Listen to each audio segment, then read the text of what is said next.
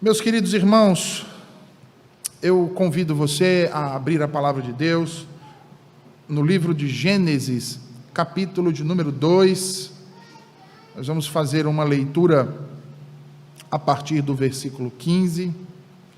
Gênesis, capítulo de número 2.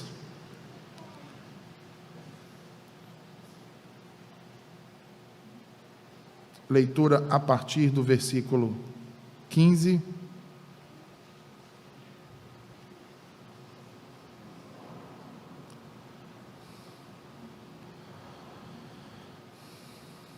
Assim diz o Senhor: Tomou, pois, o Senhor Deus ao homem e o colocou no jardim do Éden para o cultivar e o guardar.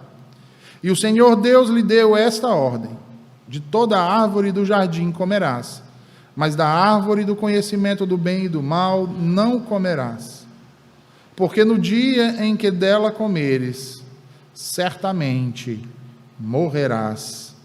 Amém. Senhor bendito, tua palavra foi lida e agora será pregada aos nossos corações. Rogamos mais uma vez, por intermédio do teu Santo Espírito, que tu fale aos nossos corações, ó Senhor, e nos transforme. Nos livre do mal, Senhor, e nos abençoe com a tua verdade. Em nome de Jesus. Amém. Constantemente, meus irmãos, nosso organismo é acometido por uma série de enfermidades. Vivemos em tempos em que podemos ver isso de maneira notória, se não conosco mesmo, mas com alguns de nossos conhecidos, entes queridos e familiares. Observem que essas doenças nos causam uma série de problemas e muitas delas chegam a nos conduzir à morte. Quando nós olhamos para essas doenças e principalmente para as doenças que nos cercam ultimamente, nós percebemos que a maior parte delas são causadas por vírus. Os vírus são seres que não possuem células, são seres constituídos, se nós podemos dizer assim, com um rigor científico, constituídos apenas por ácido nucleico, que pode ser o DNA ou o RNA, envolvidos por um invólucro proteico denominado capsídeo. Eles possuem cerca de 0,1 milímetros de diâmetro, e suas dimensões são observáveis apenas por meio de um microscópio eletrônico. É impossível que eu e vocês os enxerguemos a olho nu. Vejam, por serem tão pequenos, conseguem então invadir as células em nosso organismo, inclusive células de organismos unicelulares, como as bactérias. E é exatamente dessa forma, então, parasitando células de outros organismos, que os vírus conseguem, então, reproduzir-se e em uma velocidade absurda. Como parasitas, esses terríveis seres causam nos parasitados doenças denominadas viroses. Eles possuem uma cápsula feita de proteína, onde ali fica guardado o material genético desses seres. Esse material genético sofre mutações com frequência, e isso leva a um surgimento, ou melhor dizendo, a uma pluralidade de subtipos de vírus. É o que nós estamos vivenciando, por exemplo, com o coronavírus, que a cada 3 meses surgem novas variantes do mesmo.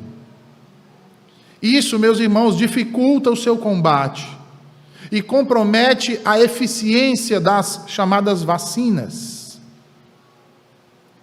Sem entrar na polêmica do momento no tocante às vacinas, mas estas são preparadas exatamente para combater tipos específicos de micro-organismos no nosso organismo. A palavra vírus tem origem latina e significa veneno. E de um modo geral, irmãos, as doenças causadas por esses vírus causam um mal-estar, dores, febre e, em alguns casos, acometem em morte. Cada tipo de vírus ataca células específicas. Por exemplo, o vírus da cachumba parasita as células das glândulas salivares ou parótidas, provocando um inchaço e dores laterais no pescoço. Em algumas doenças, incluindo certas viroses, a transmissão depende da ação de um vetor. Esse termo se refere ao ser que não provoca por si mesmo a doença em outros seres, mas que carrega no seu corpo o agente causador, podendo então transmiti-lo. Nós vemos isso, por exemplo, em determinadas espécies de mosquitos, que transmitem vírus ao picar indivíduos doentes, depois os indivíduos saudáveis, espalhando assim e propagando assim aquela doença. Veja, assim como um vírus, é também o pecado. E assim como o pecado, é também a idolatria. A idolatria, meus irmãos, nós podemos dizer que é o vírus da alma.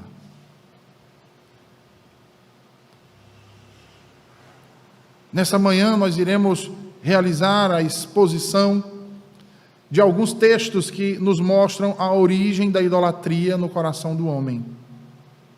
Trataremos dos seus efeitos e também dos principais ídolos gerados por nosso coração e veremos como combatê-los. Eu peço que você deixe a sua Bíblia aberta enquanto fazemos a exposição do texto da Escritura nessa manhã. O texto de Gênesis, capítulo de número 1, nos traz informações precisas acerca da criação do universo. Não só do universo, mas da criação de todas as coisas. Se você bem lembrar, o capítulo 1 de Gênesis descreve a criação dos céus, a criação da terra, do mar e de tudo o que neles há. Trata-se de uma narrativa, e nela é dita também como o homem e como a mulher foram então criados. A narrativa da criação, meus irmãos, não nos revela apenas o Criador, mas também nos revela os padrões que foram estabelecidos por Ele desde o início, desde que todas as coisas vieram à existência. Nos primeiros versos, nós encontramos a descrição da criação das primeiras coisas: os céus, a terra, a luz, as trevas, o tempo, o firmamento, as águas, a relva, as árvores, os luzeiros, as estrelas, os seres viventes que povoam a terra, o mar, os céus. E Deus fez todas essas coisas por meio daquilo que nós chamamos de ordens criativas. Vejam, e disse Deus, haja luz, e houve luz. E disse Deus, ajuntem-se as águas. E disse Deus, povoem-se as águas de enxames de seres viventes. Todavia, quando Deus cria o homem, esse padrão sofre então uma ruptura. O Criador não decreta diretamente: haja o homem, e o homem veio a existir, como nós vemos nos outros casos da criação. Antes, o Senhor Deus estabelece uma diferença nesse padrão criacional, fazendo com que essa criatura tenha um requisito específico. Se você observar o que diz o versículo 26, você vai perceber a mudança no padrão criacional de Deus quando se trata da criação do homem. Você vai ler que Moisés registra que Deus disse: façamos o homem à nossa imagem, conforme a nossa semelhança.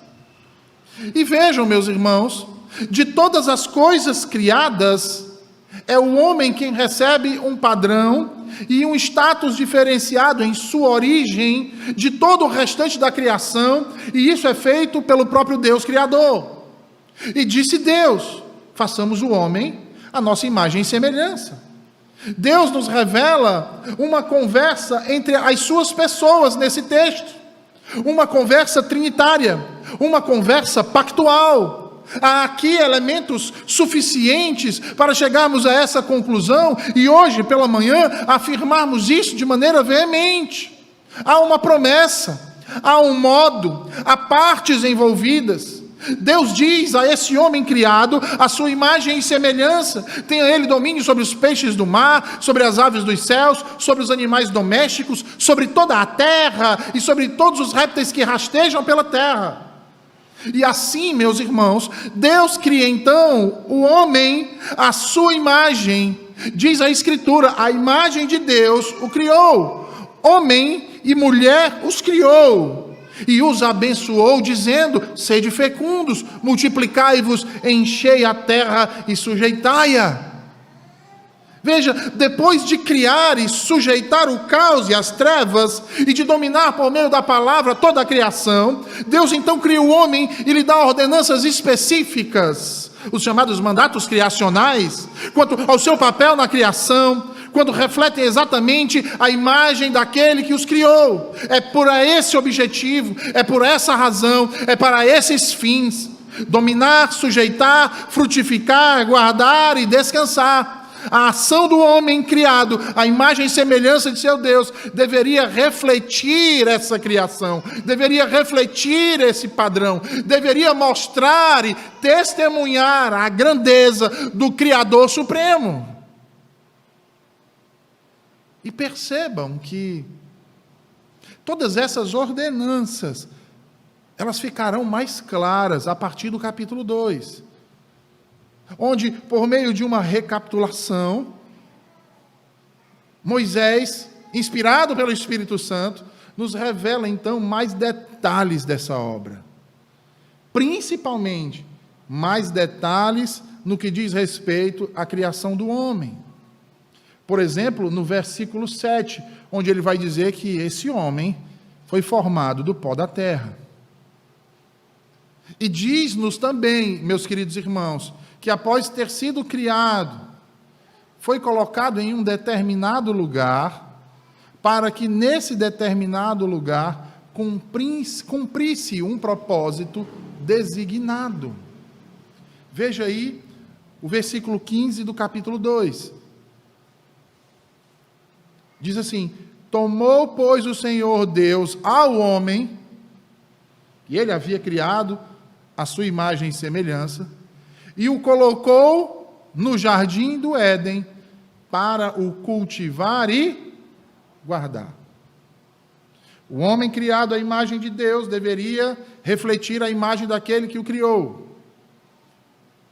E onde ele deveria executar isso? Onde Deus o colocou.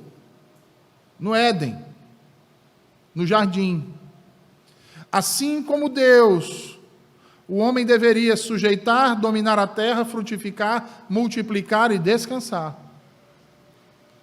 Deus cria o homem e lhe dá expressamente um propósito, uma tarefa dentro da criação. Adão deveria reproduzir o jardim de Deus por toda a terra. Fazendo isso, ele cumpriria o seu fim último, glorificaria o seu Criador. Meus irmãos, as Escrituras são muito claras ao nos revelar que todas as coisas foram criadas para o louvor e a glória de Deus. A finalidade de toda a criação é a glória de seu Criador. Já dizia o salmista que os céus proclamam a glória de Deus e o firmamento anuncia as obras de suas mãos.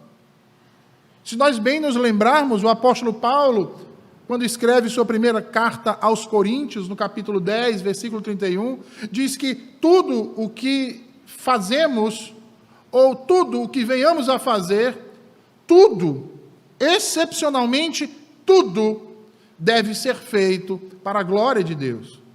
Ele diz: quer comais, quer bebais, quer façais qualquer coisa, fazei tudo para a glória de Deus. Isso nos mostra, queridos, que a verdadeira forma de glorificarmos ao Senhor não é apenas verbalizando histericamente o jargão que se tornou tão popular em nossos dias, glória a Deus, ou verbalizando histericamente um aleluia, mas principalmente obedecendo a sua vontade revelada, vivendo conforme o padrão que o agrada, vivendo de acordo com a forma que ele ordenou.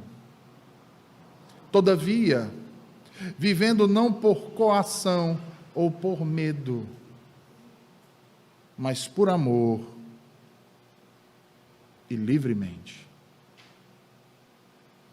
Vejam, Deus cria o homem, Deus lhe dá um propósito, uma tarefa, para que ele atinja um alvo.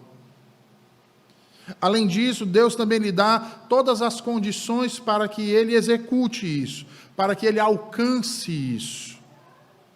E Deus faz isso principalmente sem forçá-lo, sem obrigá-lo, sem coagi-lo a isso, mas lhe concedendo liberdade suficiente para assim proceder. Veja aí o que ele diz no versículo 16. Ele diz: e o Senhor Deus lhe deu esta ordem: de toda a árvore do jardim comerás.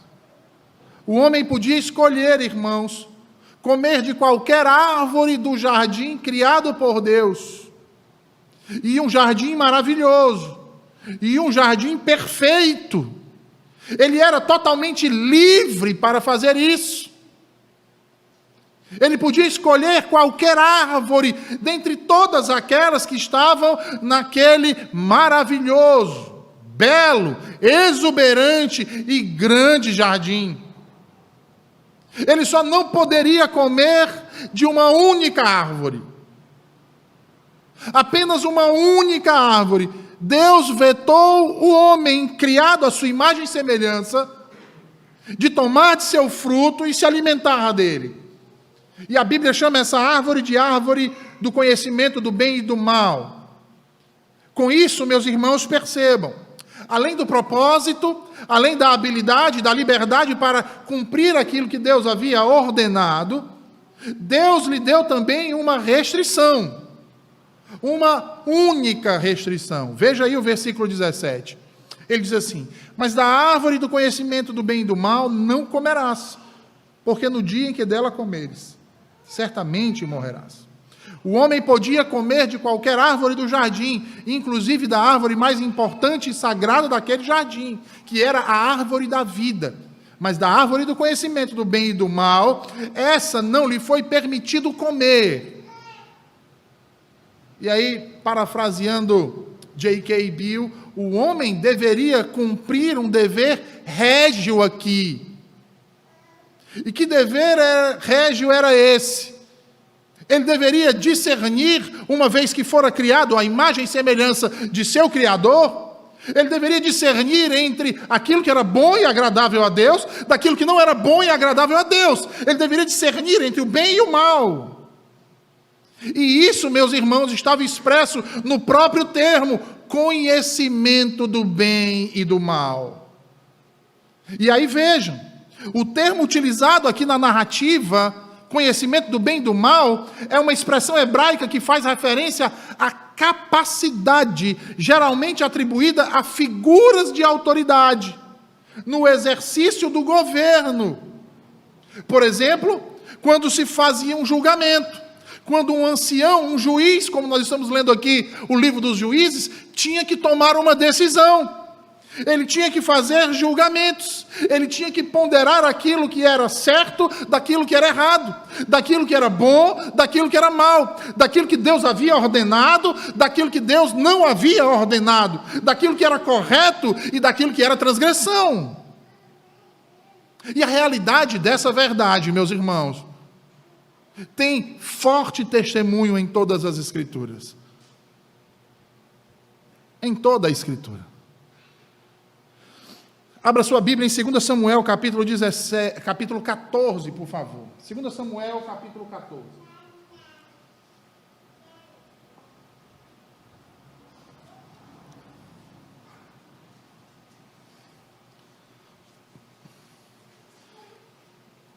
Nós estamos falando da capacidade de alguém que exercia uma função de liderança e que, portanto, teria que tomar decisões éticas, bem e mal. Veja, isso foi precedido pelos reis em Israel. 2 Samuel, capítulo 14, veja aí o versículo 17.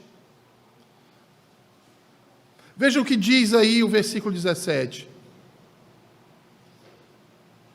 Diz assim: dizia mais a tua serva, seja agora a palavra do rei, meu senhor, para minha tranquilidade, porque como um anjo de Deus, presta atenção nisso aqui, irmãos, como um anjo de Deus, assim é o rei, meu senhor, para discernir entre o bem e o mal.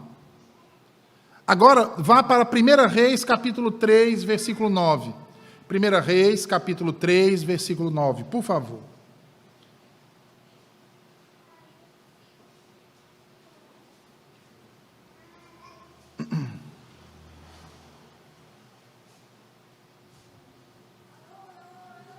Primeira Reis, capítulo 3, versículo 9. Veja aí o que o texto diz. Diz assim: dá, pois, ao teu servo coração compreensivo para julgar até o povo, para que prudentemente discirna entre o bem e o mal.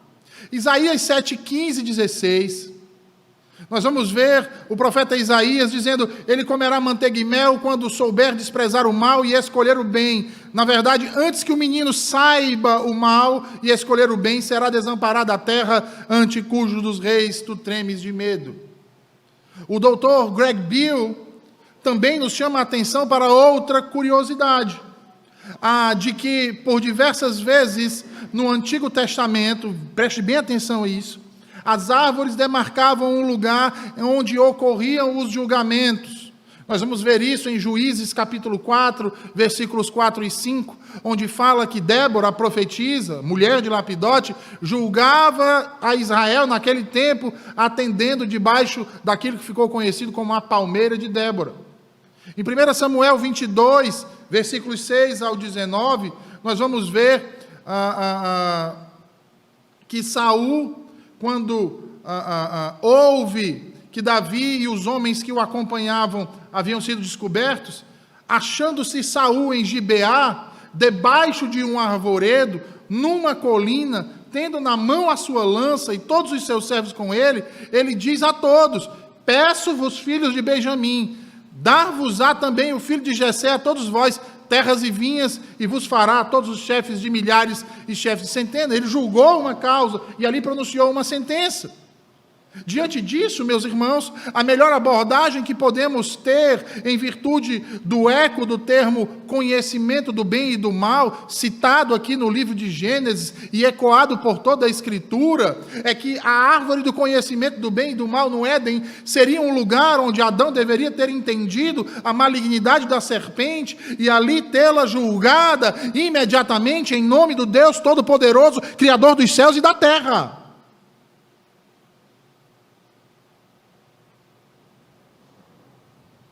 Se assim tivesse agido, teria cumprido com aquilo que Deus o havia ordenado. Teria realizado aquilo que lhe foi atribuído.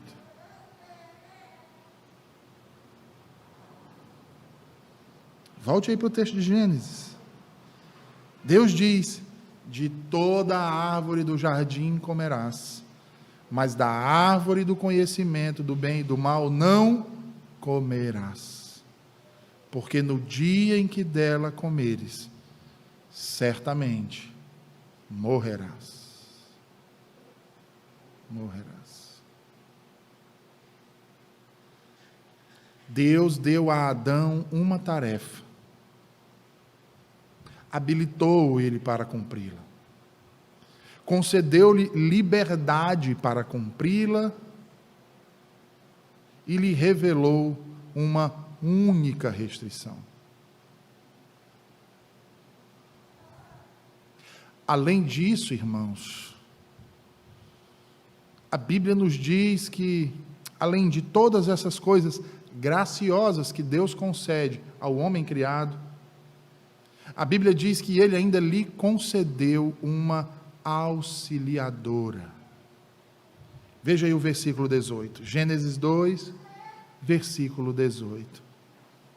Disse mais o Senhor Deus: não é bom que o homem esteja só, far-lhe-ei uma auxiliadora que lhe seja idônea. Como havíamos dito anteriormente, o capítulo 2 de Gênesis é uma recapitulação do capítulo 1. No entanto, aqui o autor nos traz mais detalhes da criação e, principalmente, ele detalha a criação do homem. E aqui eu quero destacar 2 pontos, meus irmãos. O primeiro ponto é o estabelecimento de um padrão de relacionamento.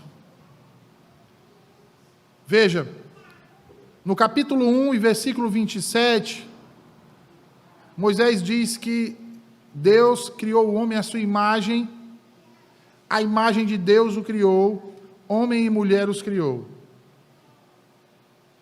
Se nós seguirmos então o parâmetro interpretativo da recapitulação, nós temos então, no capítulo 2, versículo 7,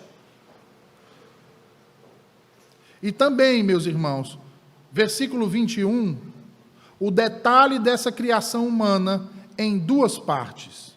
Primeiro, na criação do homem, criado do pó da terra. E depois, a criação da mulher, não criada do pó da terra, mas a partir do homem. E veja, criada a partir do homem e para o homem. Então vamos lá. Se nós nos detivéssemos apenas no relato de Gênesis 1, nós seríamos levados a entender que Deus criou homem e mulher do mesmo jeito e ao mesmo tempo. Homem e mulher como oriundos do pó. Mas quando nós olhamos o detalhe dessa criação, no capítulo número 2, nós vemos que primeiro o homem foi criado. E então, meus irmãos, nós deveríamos nos questionar por que o autor da Escritura, que em última instância é o Espírito Santo, faz questão de detalhar esse processo. Veja, ele não diz, tomou o pó de tal lugar, molhou, fez um boneco, soprou. Ele não entra nesses detalhes. Porque não é esse o objetivo na revelação. O objetivo na revelação é estabelecer um padrão de relação, de relacionamento, segundo o próprio Deus instituiu. E é por isso que no capítulo 2 ele vai detalhar isso. Ele vai mostrar quem veio primeiro. E no ato criativo de Deus, Deus cria o homem primeiro. E após ter criado o homem, a Escritura diz isso, viu Deus que não era bom o homem estar só. O homem já havia sido criado, o homem já possuía consciência, o homem já fazia já executava as suas tarefas. Deus vê que não era bom que o homem estivesse só, então ele cria uma auxiliadora, a partir não do pó novamente, mas a partir do próprio homem.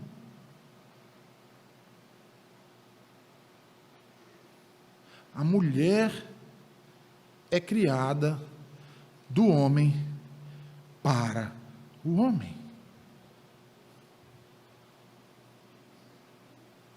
Ora, se é para falar de relacionamento,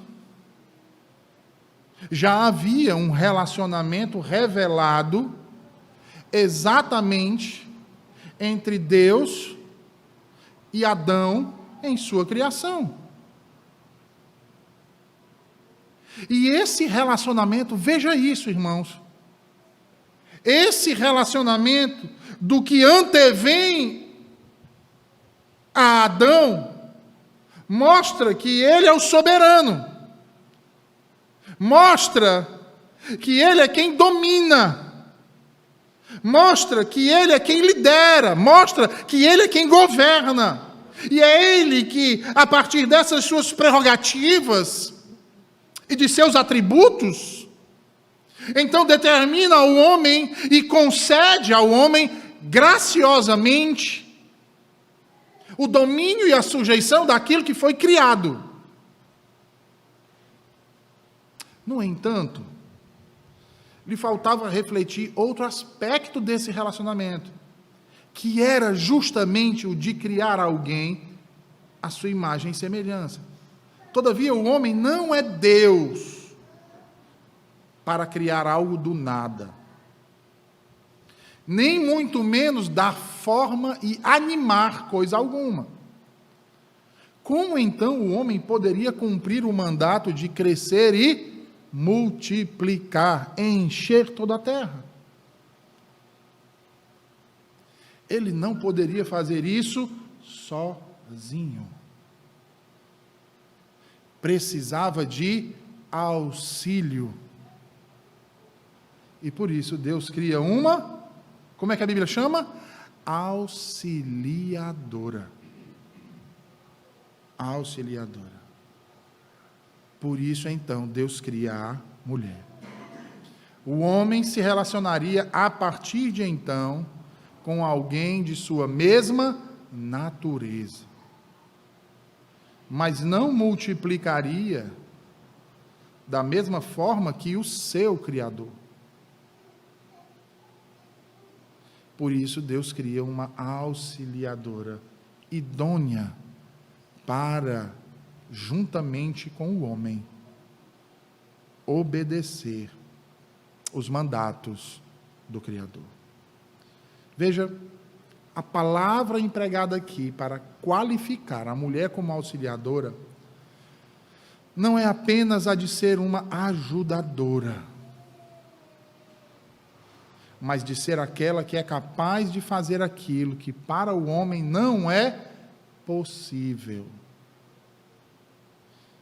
É interessante, né? A gente observar isso, porque num tempo em que as mulheres têm lutado tanto para fazer aquilo que é possível para o homem, esquecem-se da razão de sua existência, que é justamente terem sido criadas para fazer exatamente aquilo que o homem não pode fazer. O que dá um caráter de singularidade. Singularidade. A mulher foi feita para executar determinadas tarefas e fazer determinadas coisas que ao homem é impossível de serem feitas.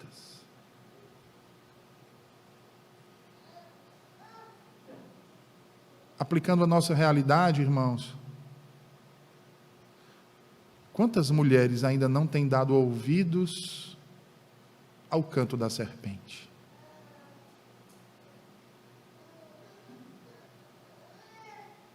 Quantas? De ver isso que Deus fez e achar isso pouco demais, achar isso ruim demais.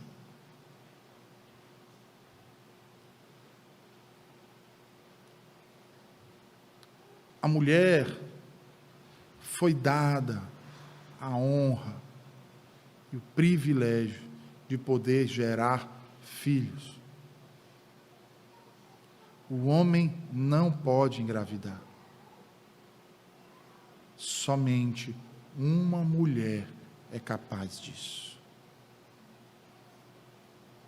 Outro ponto importante a ser ressaltado aqui é o uso da palavra idônea. A palavra idônea carrega um significado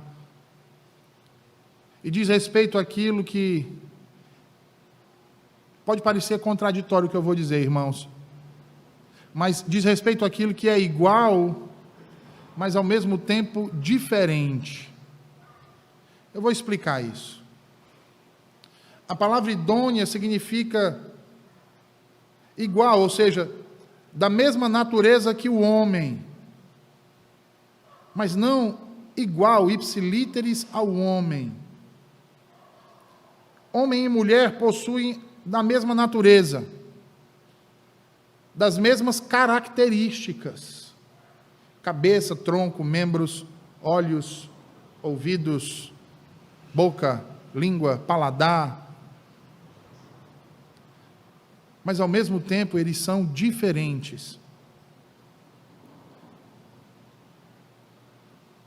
Veja, abra sua Bíblia aí em Levítico capítulo 20, por favor. Levítico 20.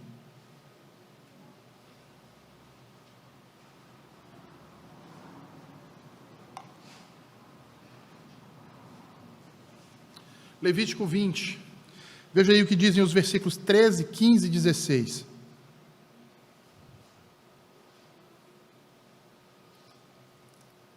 Levítico 20, versículos 13, 15 e 16. Diz assim: quando também um homem se deitar com outro homem, como com mulher, ambos fizeram abominação, certamente morrerão. O seu sangue é sobre eles. Quando também um homem se deitar com um animal, certamente morrerá. E matareis o animal. Também a mulher, que se chegar a algum animal para ter ajuntamento com ele, aquela mulher matarás com o animal, certamente morrerão. O seu sangue é sobre eles. O senhor se perguntou de onde vêm essas leis? Por que é que não pode haver um relacionamento matrimonial entre pessoas do mesmo sexo? Ou entre seres de natureza diferente?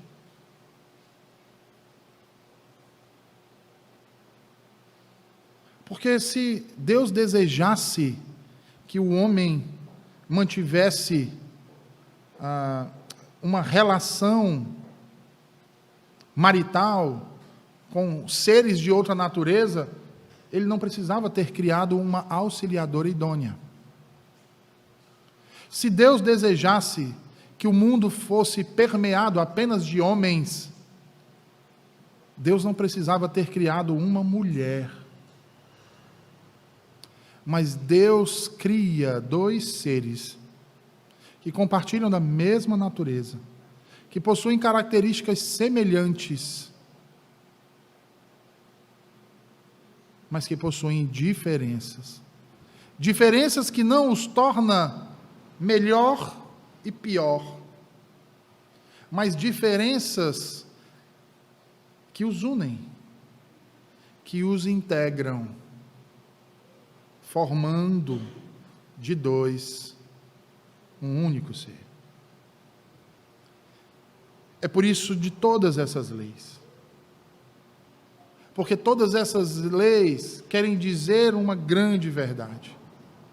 Querem dizer que uma família não se faz com pessoas iguais, nem de naturezas diferentes.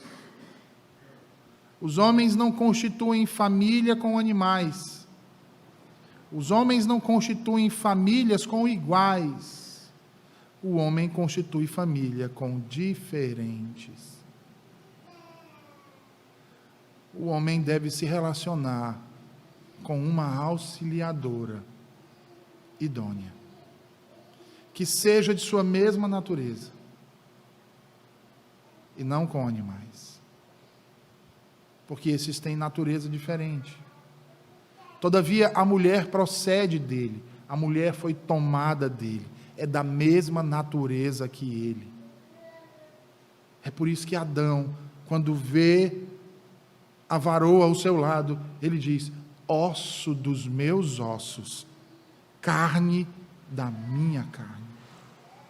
Idônea, da mesma natureza, mas não o mesmo que ele. E assim Deus estabelece o padrão para o relacionamento humano, irmãos. E preste atenção no que está sendo revelado aqui. Está sendo revelado para nós aqui nessa manhã que o padrão de relacionamento do homem é um padrão que reflete o relacionamento trinitário. Um padrão de relacionamento familiar. Não é à toa que o Novo Testamento vai nos revelar e tratar as pessoas da Trindade exatamente com termos familiares. Pai, Filho. Não é um padrão quanto à forma de se estabelecer, pois Deus não é um ser sexuado, mas trata-se de um princípio, irmãos.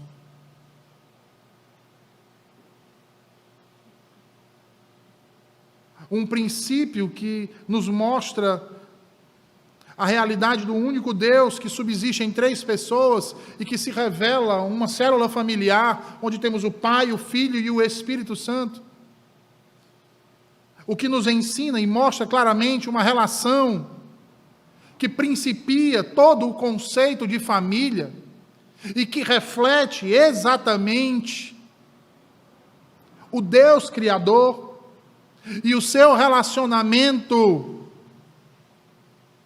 com seus iguais na Trindade. E que maravilhosa revelação, irmãos! O homem é criado, veja, a partir de um diálogo trinitário, a partir de um diálogo pactual, onde Deus mostra uma diferença, uma importância quanto à criação dessa criatura.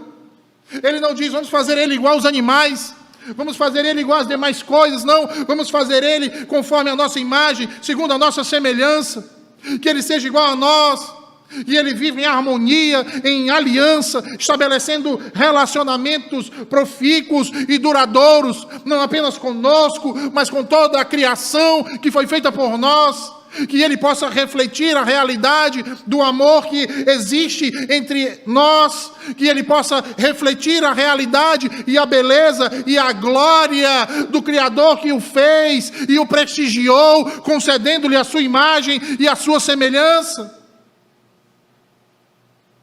Enquanto Deus diz, haja luzeiros, haja firmamento, povoem-se as águas, na criação do homem ele diz, façamos o homem a nossa imagem conforme a nossa semelhança, e tenha ele domínio sobre os peixes do mar, sobre as aves dos céus, sobre os animais domésticos, sobre toda a terra e sobre todos os répteis que rastejam pela terra. E primeiro Deus faz um homem. E desse homem, então, ele estabelece os critérios. Ele estabelece a sua liderança. Não apenas sobre a criação, como Deus já havia ordenado, mas também entre os seus pares. Não é bom que o homem esteja só, far-lhe-ei uma auxiliadora idônea. Precisamos ter muito cuidado com essas passagens, irmãos. Cuidado para não interpretar de maneira errada, achando que Deus não percebeu antes que o homem necessitava de uma mulher, que Deus esqueceu, que Deus falhou. Deus não é um ser reativo, Ele é um ser ativo. Deus não faz ou cria nada imperfeito, ruim. Deus decreta todas as coisas.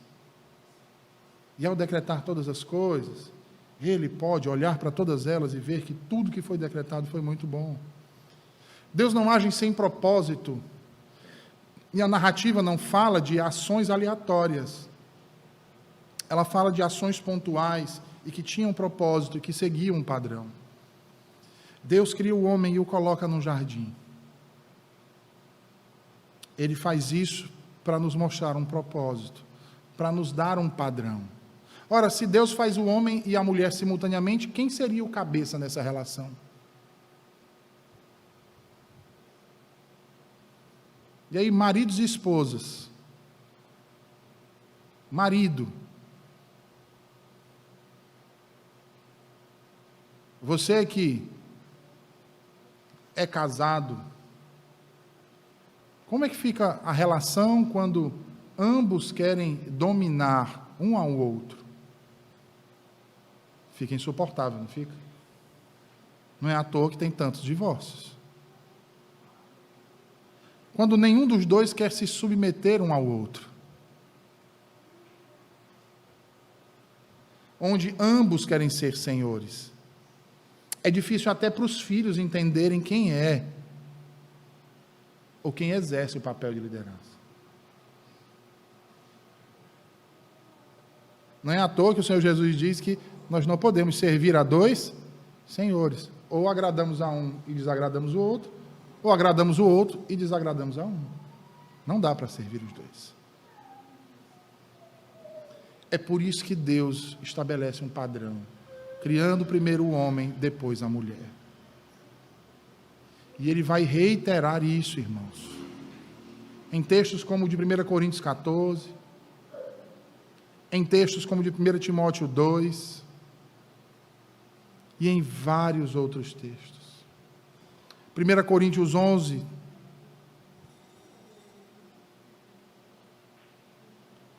o homem é estabelecido como cabeça do seu lar.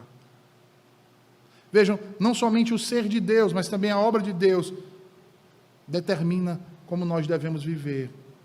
Deus é o Deus que faz de um dois, e desses dois um só.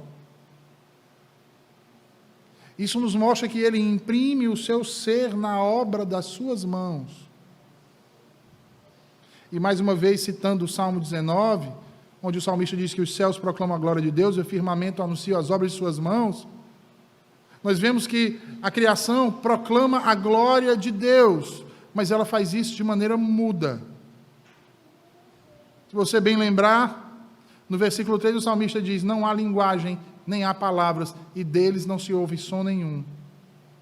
Mas no tocante ao homem, no versículo 4, o salmista diz: no entanto, por toda a terra se faz ouvir a sua voz, e as suas palavras até os confins do mundo. Isso não lembra nada a vocês? A gente está falando de um texto de Gênesis, mas que se aplica a nós hoje, em pleno século 21.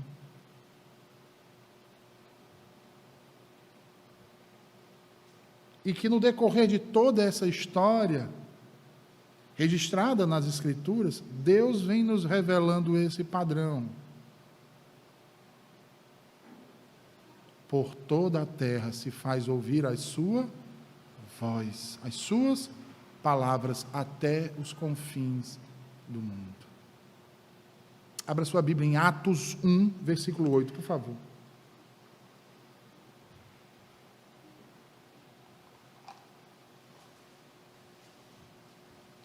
Atos capítulo 1, versículo 8. O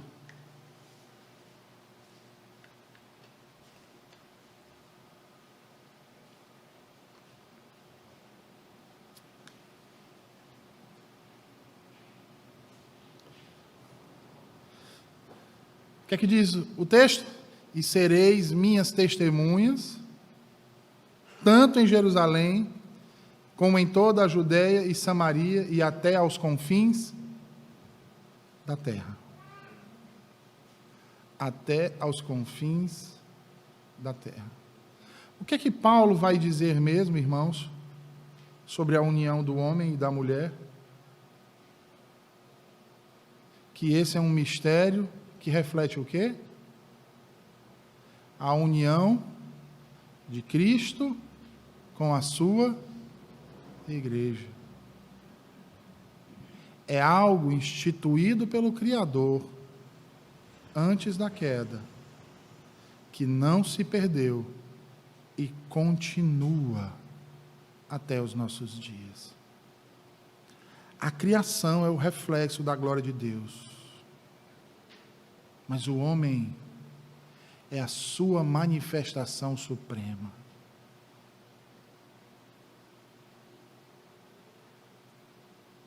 Voltando então ao texto de Gênesis, nós vemos no capítulo 2, versículos 19 ao 24, que Deus então dá uma série de ordenanças ao homem, dá a ele tarefas e liberdade para cumpri-las, e estabelece então uma restrição. Deus diz que o homem deve nomear todas as criaturas. E veja, quando Deus diz que Adão deve dar nomes, Ele está dizendo que Adão possui autoridade. Dar nome a algo ou alguém no antigo Oriente Próximo simbolizava que aquele que nomeava tinha autoridade. O homem foi quem deu nome a toda a criação. Essa autoridade lhe pertencia antes da queda. e continuou a pertencê-lo depois da queda. Você vai olhar agora para o texto de Gênesis 3, versículo 20, e vai ver que depois da queda, essas palavras não estão aí aleatoriamente, irmãos, porque parece que é aleatório, né? Porque ele está falando do nome de Eva, se ela já existia antes, quer dizer que então só depois da queda, veja, está aí reforçando o caráter de liderança masculina. Versículo 20, o texto diz: e deu o homem o nome de Eva, a sua mulher, por ser a mãe de todos os seres humanos. O homem recebeu autoridade, diz o texto, mas também recebeu integridade. Volte aí ao versículo 25, no capítulo 2, diz assim: ora, um e outro, o homem e sua mulher estavam nus e não se envergonhavam. Estar nus aqui na Escritura, e não sentir nenhum tipo de vergonha por isso, significa dizer que o homem e a mulher, eles eram íntegros, eles não possuíam maldade. Depois de tudo que Deus municiou o homem, entregou ao homem, apenas então uma única restrição: não comer do fruto da árvore do conhecimento do bem e do mal. Veja, de tudo que nós falamos aqui, irmãos, de tudo que nós dissemos e vimos até agora, nós estamos vendo de maneira notória e de maneira bem profícua como o homem já possuía consciência e conhecimento suficiente para obedecer a Deus em todas as suas prerrogativas. Porém, diz o texto de Gênesis 3, versículo 1, a serpente, mais sagaz que todos os animais selváticos que o Senhor Deus tinha feito, disse à mulher: é assim que Deus disse? Não comereis de toda a árvore do jardim? O texto nos diz que no jardim apareceu uma criatura que havia sido feita por Deus, de natureza diferente da natureza da mulher, e que esse ser questionou a mulher quanto à única restrição de Deus dada a eles, ou seja, dada ao homem. A mulher então responde dizendo, veja aí versículos 2 e 3, do fruto da árvore do jardim podemos comer, mas do fruto da árvore que está no meio do jardim, disse Deus, dele não comereis, nem tocareis nele para que não morrais. Veja, a mulher, ao invés de ver aquele único animal, a conversar verbalmente com ela, ao invés de ficar surpresa com aquilo, na verdade ela se encanta. Ao invés dela chamar o seu marido, ao invés dela chamar o seu protetor, ao invés dela chamar o seu guardião, ao invés dela chamar a sua cabeça, ela dá ouvidos a este outro ser encantador e estabelece um diálogo com ele. Ela começa a estabelecer um relacionamento com ele. Ela não o repreende, ela o chama para si. Ela não repele, ela o abraça. E a serpente, agora tendo sido ouvida, responde à mulher dizendo, veja aí versículos 4 e 5, é certo que não morrereis, porque Deus sabe que no dia em que dele comerdes, se vos abrirão os olhos, e como Deus, sereis conhecedores do bem e do mal. Veja, claramente a serpente se revela. E ela se revela como, irmãos? Como alguém que se opõe ao Criador. Porque ela inicia um diálogo, a mulher responde, e um diálogo falando a respeito daquilo que ordenou o Criador. E ela, de uma maneira sagaz, ela distorce a ordenança. Ela põe em dúvida, em xeque, e ao mesmo tempo, sorrateiramente, ela se opõe ao que Deus ordenou.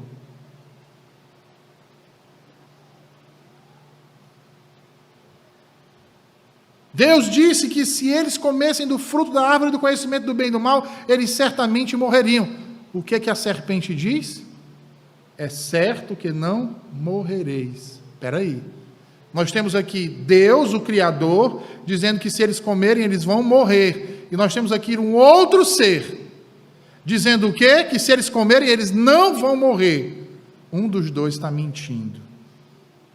Esse ser está dizendo que o Criador está mentindo para eles.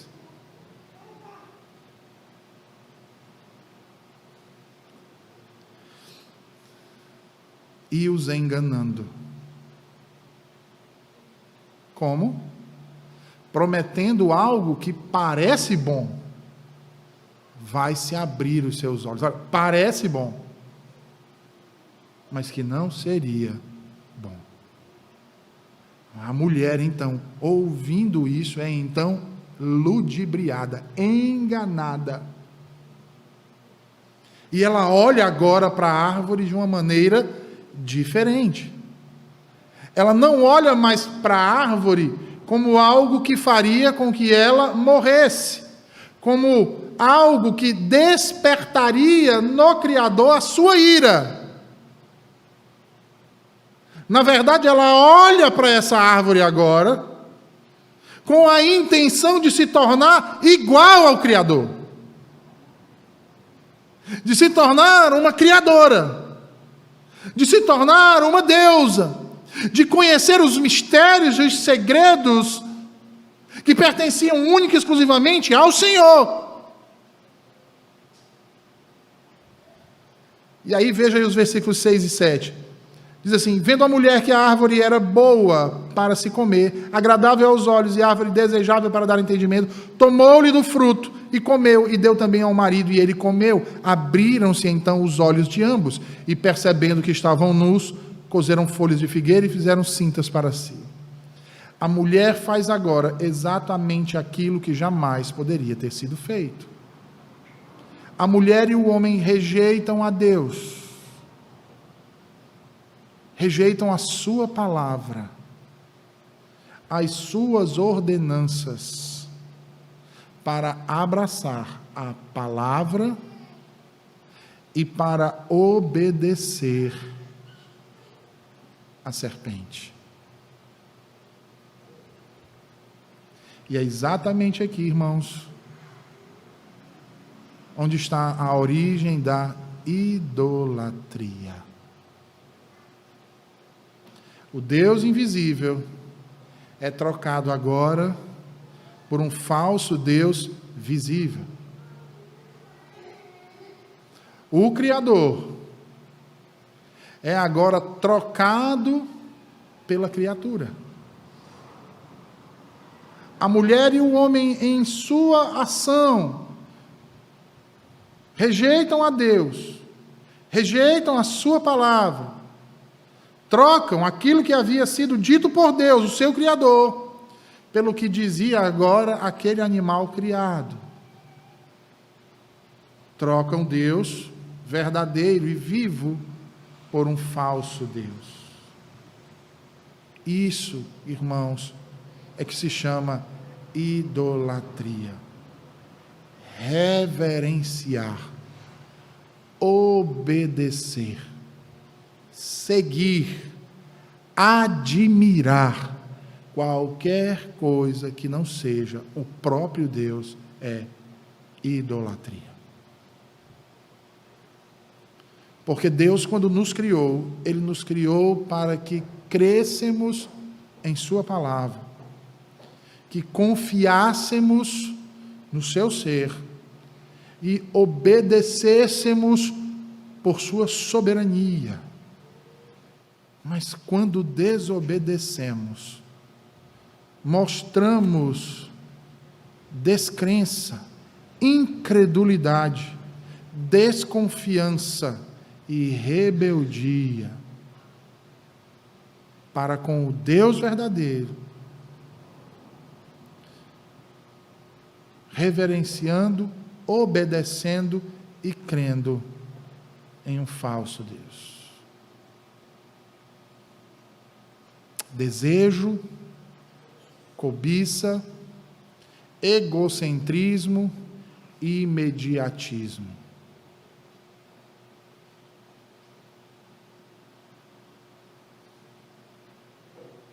Em sua palavra, claramente Deus nos diz como devemos ser, como devemos agir, como devemos pensar, como devemos fazer.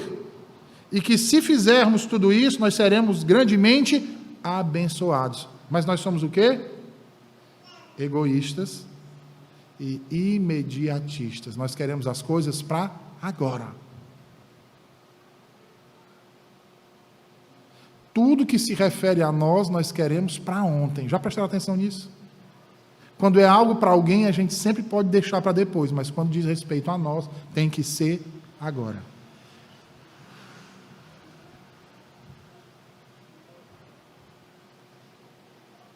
O que você tem feito diante disso?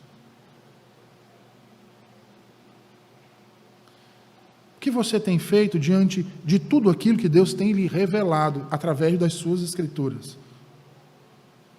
Você tem confiado mais nele à medida que você o conhece mais? Você tem transformado o seu dia a dia, o seu proceder, a sua casa, a sua vida em função disso que você a cada dia tem conhecido mais e mais do verdadeiro Criador? Você tem confiado mais nele? Ou será que você continua empedernido em querer fazer as coisas do seu jeito?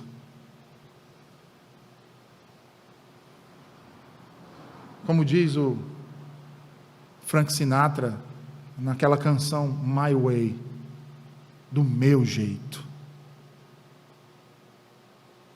O que você tem feito?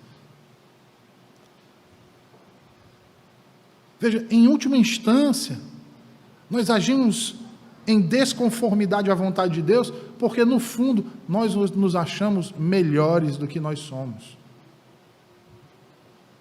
Quiçá melhores até que o próprio Deus, mais sábios do que Deus. Porque quando Deus diz assim, há tempo para tudo, a gente ignora isso. A gente prefere dizer, há tempo para tudo, mas quem tem fome não espera, não é assim? Esse mas nega tudo que Deus disse e coloca o meu conhecimento, a minha sabedoria.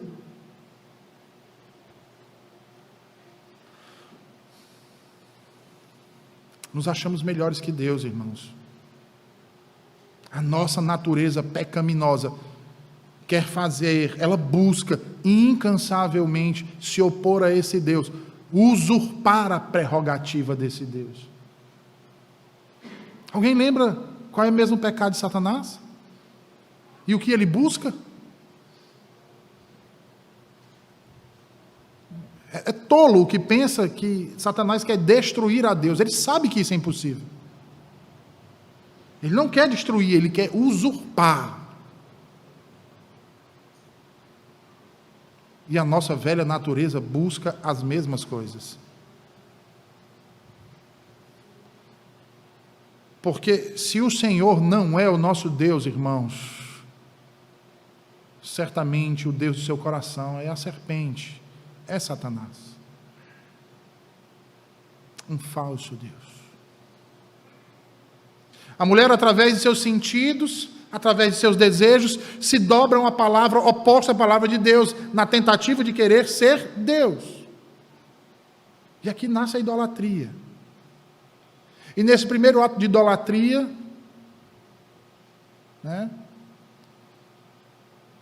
nós temos aqui o registro do que sucede em toda a nossa história. Veja, como é mesmo que acontece o pecado, Tiago vai dizer, né? A gente pode fazer uma sequência de 3 ações: olhar, desejar, cobiçar, querer, cair. Como foi mesmo que eles caíram? Volte aí para o versículo 6, 3:6. Olha o que a Bíblia diz, é interessante. Preste atenção na colocação verbal. Vendo a mulher que a árvore era boa para se comer, agradável, ela viu, ela desejou aos olhos, e a árvore desejável para dar entendimento, desejável, ela cobiçou ter aquele entendimento, que faria dela igual a Deus. Tomou então do fruto e comeu, e não apenas isso. Olha o que ela faz. Entrega ao marido. Às vezes a gente lida com pessoas diferentes, não crentes, né? Infelizmente, em nossos dias isso se tornou muito comum. A mulher é quem manda no marido. Então o marido está lá, todo bobão, paradão. É a mulher que diz: vai lá comer, vai lá tomar banho, homem vai se vestir, vai fazer aquilo, vai fazer aquilo. Já prestaram atenção nisso?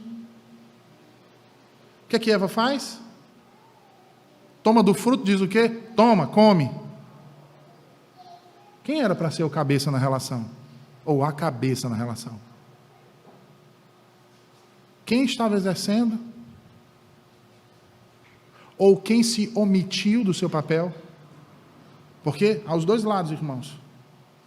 Há o desejo pecaminoso da mulher de liderar, mas há o desejo pecaminoso do homem de se omitir daquilo que é prerrogativa sua. Aí a gente acha que a gente peca de maneira diferente, né?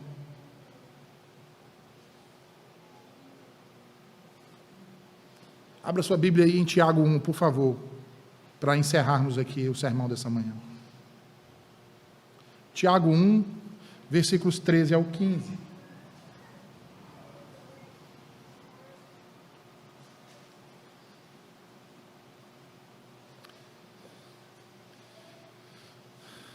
Tiago diz assim: ninguém ao ser tentado diga, sou tentado por Deus. Porque Deus não pode ser tentado pelo mal, e Ele mesmo a ninguém tenta. Aos hipercalvinistas de plantão, é bom olhar para esse texto. Não precisa nem entrar no grego, não. Pouquinho que você conhecer da língua portuguesa é suficiente para você ver que Deus não colocou a árvore para tentar Adão e Eva. Versículo 14, diz o Senhor: ao contrário, cada um é tentado pela sua própria cobiça. Quando esta o atrai e seduz. Deus criou o jardim, Deus criou o universo, Deus criou o homem, Deus criou a mulher, capacitou, habilitou, deu tudo o que eles necessitavam. E todos nós cristãos, a gente sonha com o Éden, né? Um lugar maravilhoso, não é? A gente diz assim: como eu queria ir para o novo céu, para a nova terra, o novo Éden, né? Que vai estar melhor ainda do que originalmente. A gente pensa nisso, não é assim? Eles tinham tudo, mas por causa de uma árvore, eles cobiçaram aquilo que não pertencia a eles. Isso mostra o quê? Insatisfação com aquilo que Deus lhes deu. Como é que você tem agido com aquilo que Deus lhe deu?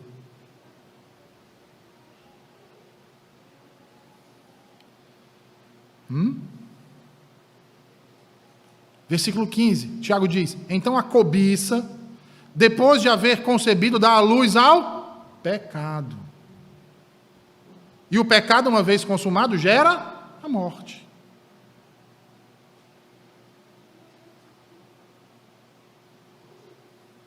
Com a queda, o homem agora sofre as consequências do seu ato.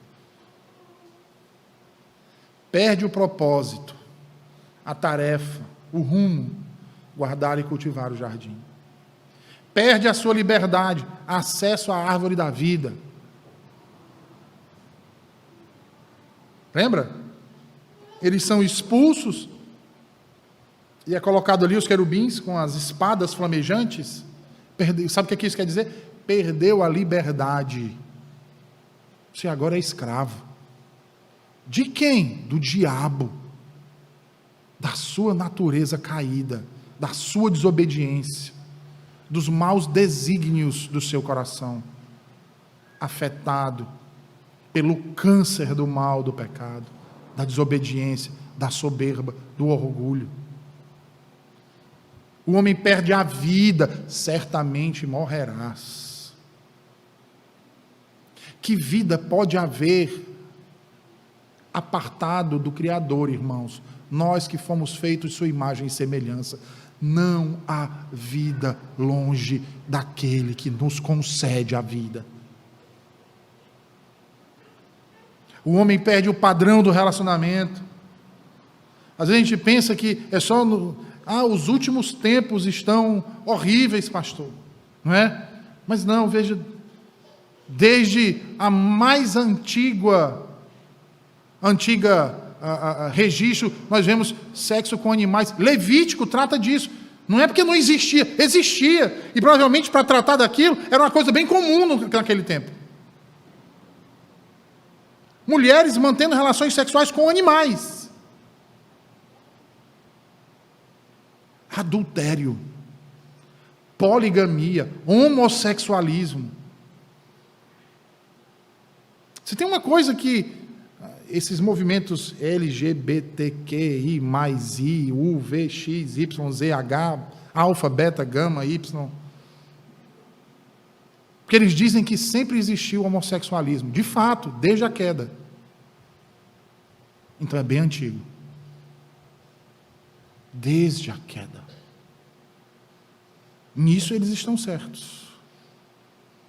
O que eles não estão certos em dizer que é um tipo de relacionamento estabelecido por Deus com base no amor. Na verdade, é uma distorção do verdadeiro amor. Na queda, o homem perde sua integridade. Ele percebe que está nu, lembram? Eles estavam nus e não tinha problema nenhum, porque não havia maldade, não eram maliciosos. Mas agora, tudo que eles enxergam é o quê? Mal.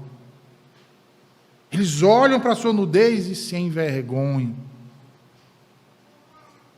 Já não tem mais satisfação interior. Por isso eles buscam satisfação naquilo que é exterior. O homem perde a capacidade plena de autoridade. Ele passa a ter medo e pavor daquilo que era para ele exercer o domínio. Ele teme as ondas do mar. Ele teme os trovões. Mulheres, quando dá aqueles trovões, se enfia debaixo da coberta, não é assim? Tem até homem que ouve o trovão, se esconde no banheiro. Diz assim: ah, pastor, desde criança. É desde a queda, irmão. Você não deveria temer, você deveria dominar essas coisas, porque você foi criado para isso. Mas você teme, sabe por quê? Por causa da sua natureza pecaminosa. O homem deixa de ter domínio, ele agora é dominado pelo medo, pelos vícios, pelas paixões, pela impureza. Escravizado por sua vontade caída, por seus desejos. A promessa da serpente de que eles teriam um conhecimento, na verdade foi um grande engano, porque tudo que eles obtiveram foi uma grande confusão, um grande desentendimento, ao ponto de ser preciso que Deus se revelasse especialmente para que o homem achasse o caminho de volta para o seu Criador. E esse caminho, meus irmãos, não é outro que não o Senhor Jesus Cristo, único, vivo e verdadeiro caminho. Se você está perdido, em meio a tudo isso que nós falamos, e tem entregue seu coração a essa velha natureza, hoje é dia de arrependimento. É dia de voltar-se para o vivo e verdadeiro caminho. É dia de abraçar-se com Cristo, arrependendo-se de seus pecados, andando não pela senda de horror, mas pelo caminho da justiça, da verdade e da vida eterna. Que Deus nos abençoe. Vamos orar, meus irmãos. Obrigado por tua palavra. Ajuda-nos, Senhor, a guardá-la em nossos corações e a vivermos de modo que o teu nome seja glorificado, de modo a testemunharmos o teu amor e da tua glória. Em nome de Jesus. Amém.